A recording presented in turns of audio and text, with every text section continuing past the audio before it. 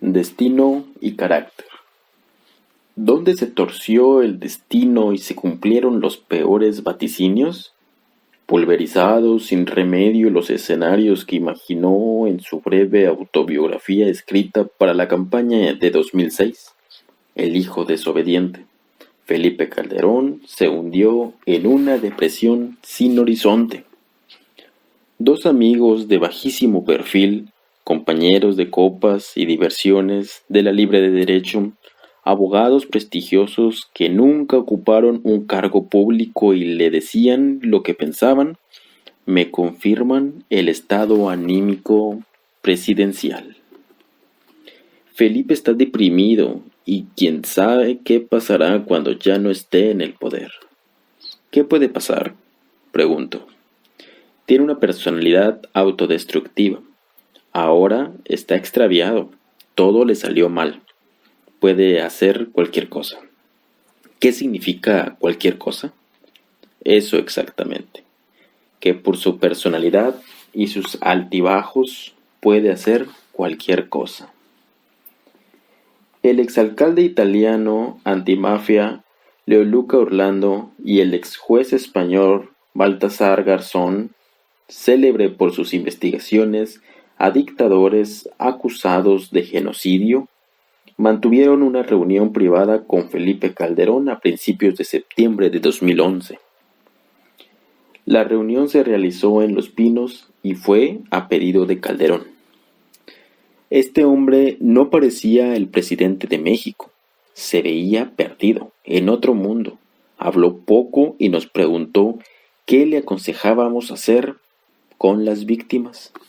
Fue una situación extraña. Le dijimos que se ocupara de las víctimas, que el Estado tenía la obligación de darles protección, que tenía que dar un gesto, que los llevara a Los Pinos, que se reuniera con ellos. Bueno, que hiciera algo. Me comentó preocupado Leoluca Orlando en una reunión que mantuvimos en Monterrey. ¿Y qué le respondió? Nada.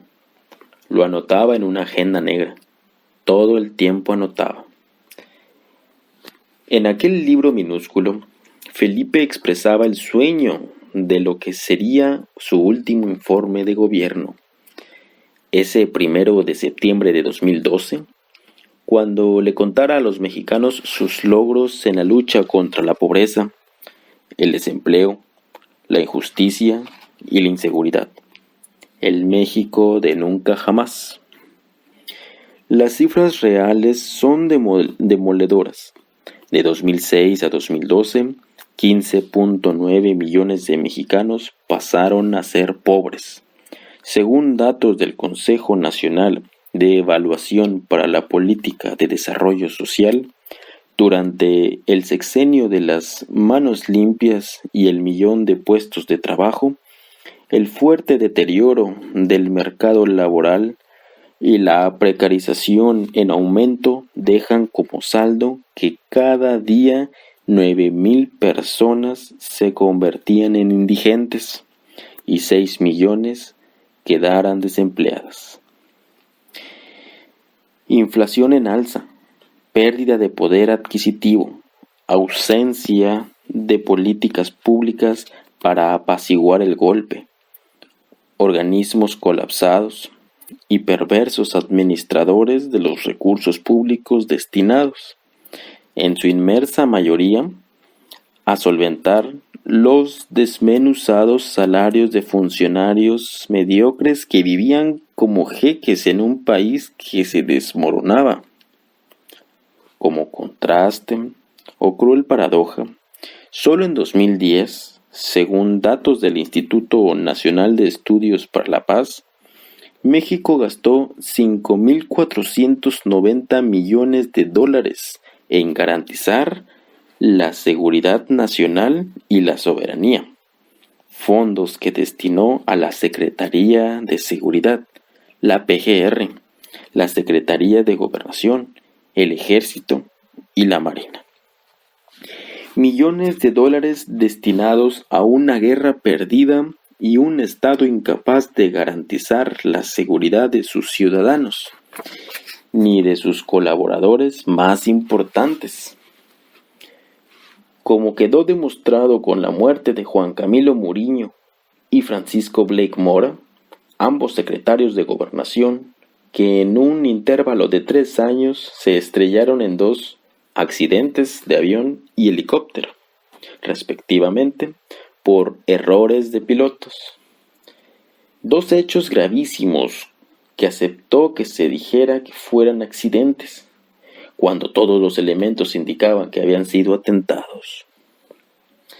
Quizá la memoria deje paso al recuerdo de su amigo de Morelia, cuando a mediados de 2007, en una entrevista a Los Pinos, se animó y le dijo: Felipe, ¿hasta dónde piensas llegar?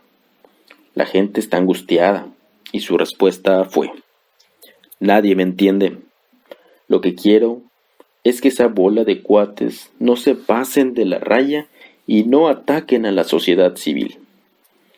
Esto no termina conmigo, ni con este sexenio. Quiero que entiendan que esta guerra va para muchos años. ¿Cuándo comenzó el derrumbe? ¿Cuándo asumió el cargo por la puerta de atrás, secuestrado por los pactos y contubernios con los más perversos personajes del sistema político? ¿Fue el 1 de diciembre de 2006? Cuando tomó juramento en San Lázaro frente al bochornoso espectáculo de diputados que se trenzaban a golpes de puño frente a las cámaras de televisión y el país se partía en pedazos. Cuando se negó al conteo de votos frente a los resultados de una elección sospechosa de ser fraudulenta, traicionando la historia de su maestro y la de su padre. O el 3 de enero de 2007, cuando con casaca y gorra verde del ejército declaró la guerra al narco, sin estrategia ni consenso, y consciente de que el narcotráfico había perforado el sistema político, policial, militar, judicial desde hacía décadas. O cuando no creó una red de contención para miles de civiles indefensos, víctimas de una orgía de muerte. O finalmente, en la complicidad manifiesta con hombres y mujeres que colocó en puestos claves de seguridad, defensa y justicia, que se corrompieron frente a sus ojos y se asociaron con el crimen organizado, a los que defendió con fervor a pesar de todas las denuncias que le presentaron. ¿Cuándo comenzó su desgracia? En los orígenes de esta está la máscara del destino. En su historia personal llena de claroscuros, en su psicología compleja, su baja autoestima, en la ira embotellada que explotaba y le hacía perder objetividad, en sus desconfianzas, que a últimas fechas bordeaban la paranoia, en esa cobardía que ocultaba y de la que muchos dieron testimonio, con la ambivalencia de los políticos que van de los triunfalismos a los fracasos en minutos. Hacía tiempo que Felipe Calderón vislumbraba el infortunio que le aguardaría cuando lo despojaran de sus atributos del poder, los mismos que le permitieron imaginarse general de un ejército triunfador. En una entrevista con El Universal, en febrero de 2011 declaró: quisiera ser recordado como un presidente que transformó México, un presidente que pudo iniciar un punto de inflexión en muchas cosas, un presidente que logró la cobertura nacional de salud, en fin, un presidente comprometido con el medio ambiente, que es mi tema favorito. Pero uno no debe medir sus acciones por la capacidad de ser recordado, hay que hacer lo que se debe hacer. La política es miope y la historia es tremendamente injusta. El único juicio al que aspiramos y que mostrará objetividad es el juicio que tendremos al concluir nuestras vidas. Es el único juicio al que hay que atenernos. La incapacidad de autocrítica y revisión de sus actos públicos quedó al descubierto. Existía, según él, una cruel injusticia de la historia, a la que Felipe Calderón le oponía una justicia divina, como el pobre consuelo de un alma en pena, la suya. Vislumbraba quizás que sin fueros, solo y derrotado, le caerían encima juicios de las víctimas inocentes de su guerra, o peor aún, darían inicio a las investigaciones judiciales sobre su persona y los funcionarios de alto rango de su gobierno involucrados con las mafias, los mismos a los que protegió, a pesar de las evidencias que le presentaron de sus crímenes y corruptelas. Cuando a mediados de 2011, el embajador de Estados Unidos en México renunció, muchos no entendieron la razón. Pregunté y una fuente me dijo que fue por mala relación con el presidente.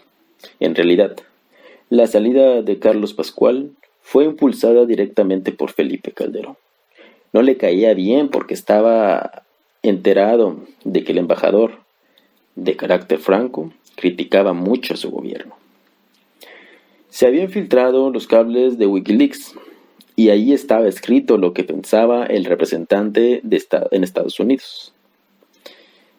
Pascual señalaba la incapacidad de México para hacer frente al narcotráfico y señaló que el PAN podía perder las elecciones en 2012. No fue una declaración pública, aunque lo que manifestaba era lo que vivían los mexicanos todos los días. Felipe Calderón no soportó la crítica a su estrategia. Embanderado de un nacionalismo trasnochado, habló con Clinton en una reunión privada realizada en México y se quejó con el presidente Obama. A Carlos Pascual no le quedó otra opción que irse. Al general Tomás Ángeles de Warren le fue peor. Pagó con la cárcel decir la verdad y se transformó en otra víctima de Felipe Calderón. Con una carrera intachable, sobrino nieto del héroe de la Revolución Felipe Ángeles, ocupó la subsecretaría de la Defensa entre 2002 y 2008, cuando pasó a retiro. El 9 de mayo de 2008 fue convocado a una reunión con Calderón en el despacho presidencial de Los Pinos. El general, que de esto sabía mucho, le reveló al mandatario los detalles de los nexos de Genaro García Luna con el Cártel del Pacífico y le manifestó su desacuerdo con la estrategia implementada para el combate al narcotráfico. Felipe Calderón, visiblemente molesto, le pidió al general que le enviara todo por escrito, y éste cumplió con el encargo. Nunca imaginó que a partir de ese momento se convertiría en un enemigo al que había que quitar de en medio, a como diera lugar. Nunca imaginó la dimensión de la venganza. El 16 de mayo de 2012, miembros del ejército fueron a buscar a Tomás Ángeles a su casa de Cuernavaca y lo acusaron de vínculos con el cártel de los Beltrán Leiva, a través de los dichos de testigos protegidos, doblegados mediante salvajes torturas. El general fue trasladado al penal de máxima seguridad de Almoloya de Juárez, donde permaneció hasta 2013, cuando fue exonerado. Felipe Calderón saldrá de la presidencia como el peor de la historia. No creo que la vaya a pasar bien cuando ya no se encuentre en el poder.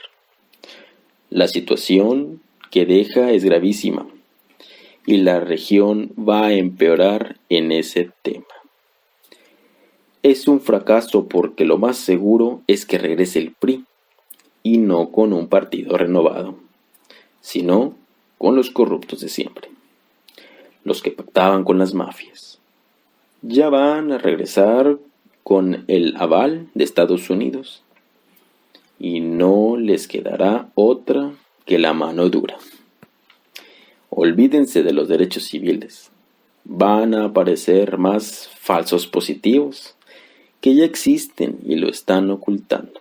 Más impunidad, problemas económicos, grupos paramilitares que van a hacer limpieza, no importa cómo ni de qué manera. Y la gente mirará para otra parte, porque no dan más.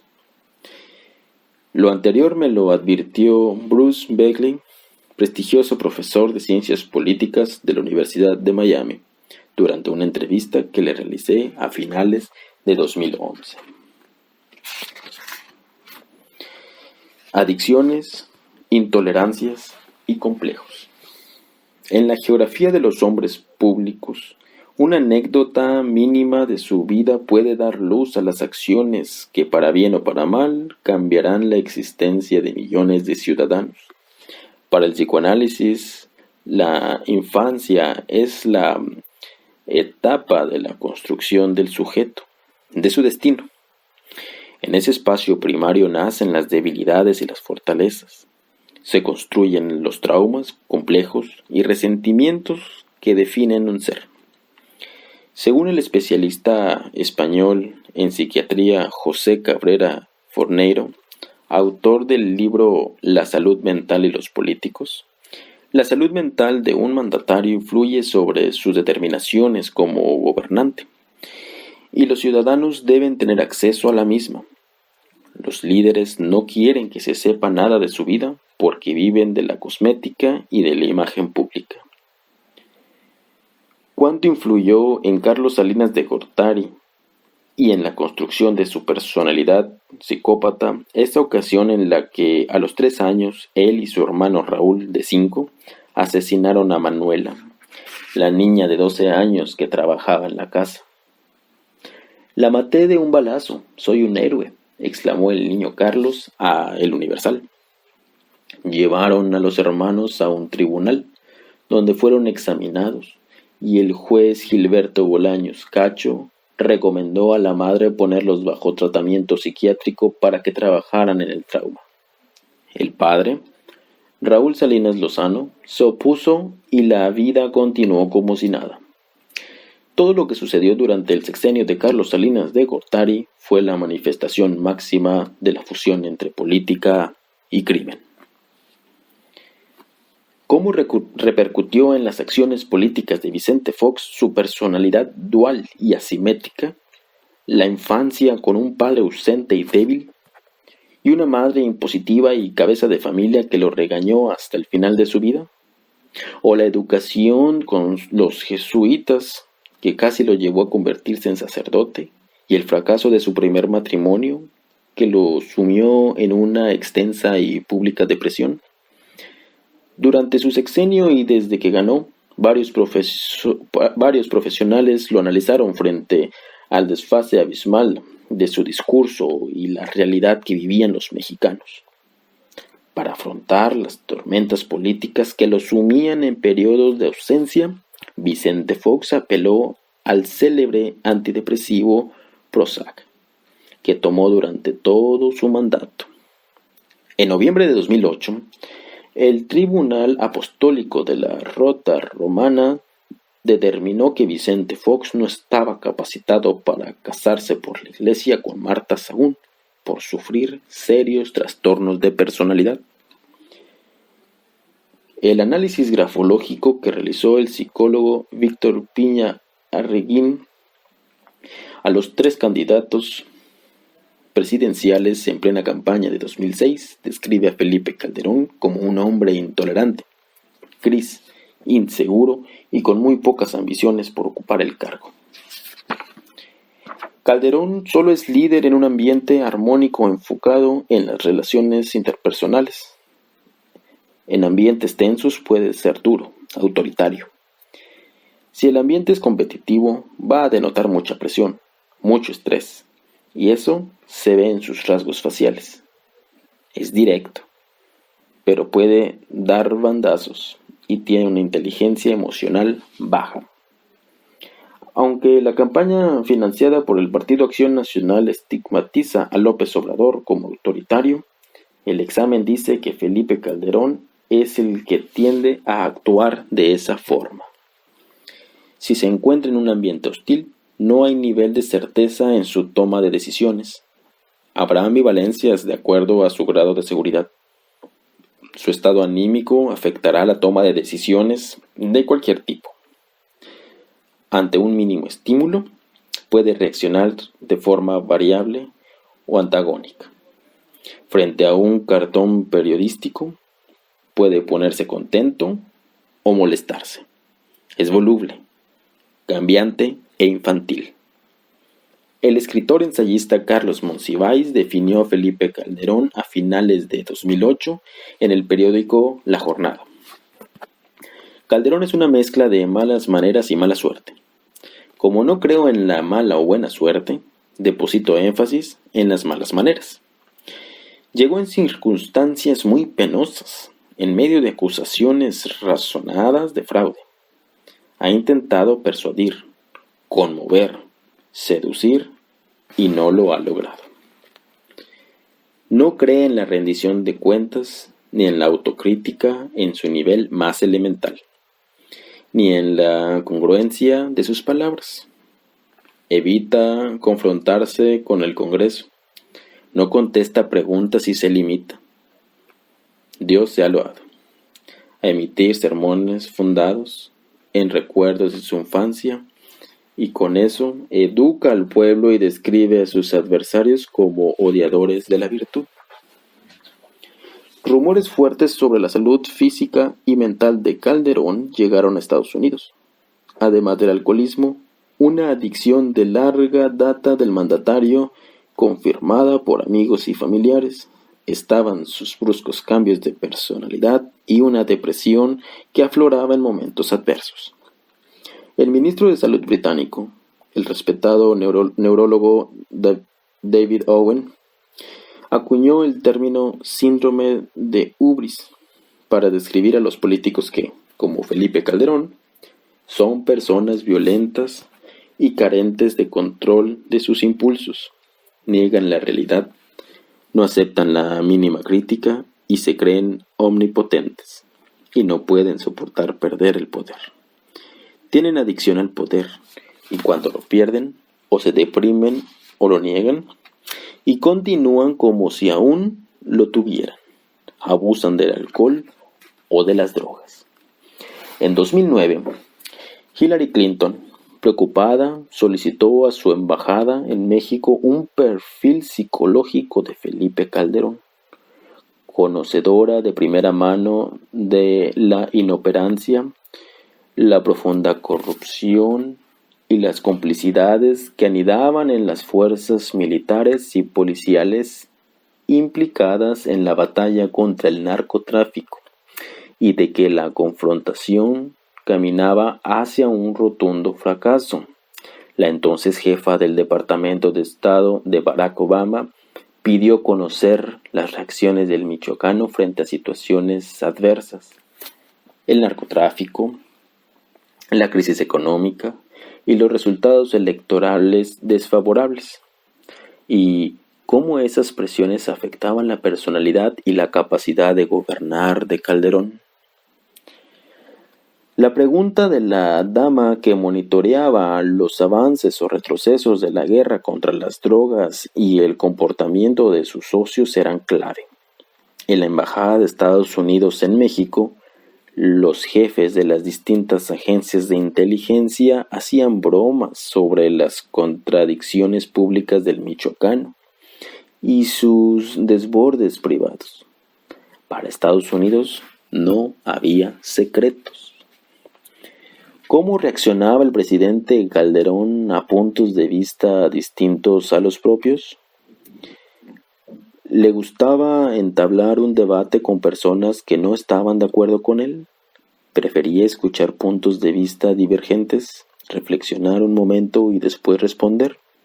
¿Se rodeaba de personas con puntos de vista diversos o prefería colaboradores obsecuentes? ¿Cómo se describía el estilo de gobernar de Calderón? ¿Era un hombre de ideas o un microadministrador? ¿Cómo afectaba su estilo a las personas que trabajaban con él? ¿Cuáles eran los valores, creencias, comportamientos que más respetaba y valoraba? ¿Honestidad, lealtad, respeto? Estas y muchas eran las interrogantes de Hillary Clinton durante aquel ominoso 2009.